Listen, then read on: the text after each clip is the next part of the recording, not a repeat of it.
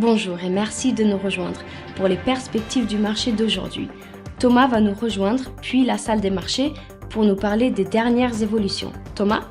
La US Securities and Exchange Commission a décidé de ne pas s'opposer à la demande de Ripple Lab de sceller les identités de certains non-partis et employés de Ripple dans l'émotion d'Aubert.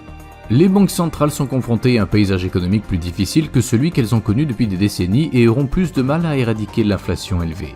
L'European Energy Exchange a déclaré que la bourse resterait ouverte dans son rôle transparent de fixation des prix suite à la volatilité significative des prix de l'électricité depuis la fin de la semaine dernière. Le cours de l'action Amazon est resté largement inchangé lors de la dernière session, l'indicateur CCI indique un marché survendu. La paire euro-dollar a augmenté de 0,6% lors de la dernière session, l'indicateur stochastique RSI indique un mouvement baissier. La livre sterling a connu une légère hausse de 0,1% par rapport au dollar lors de la dernière session. Selon l'indicateur stochastique, nous sommes dans un marché survendu. La paire dollar australien, dollar américain a augmenté de 0,5% lors de la dernière session. L'indicateur stochastique donne un signal haussier. La confiance des consommateurs aux États-Unis sera publiée à 14h GMT. Les indices S&P Case-Shiller des prix de l'immobilier résidentiel aux États-Unis à 13h GMT. Le climat des affaires dans l'eurozone à 9h GMT.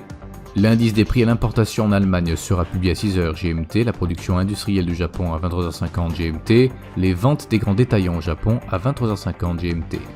Nous espérons que vous avez apprécié nos perspectives du marché d'aujourd'hui. De la part de toute l'équipe, nous vous souhaitons une journée de trading productive. N'oubliez pas de nous rejoindre la prochaine fois pour toutes nos analyses des derniers événements et nouvelles sur les marchés financiers.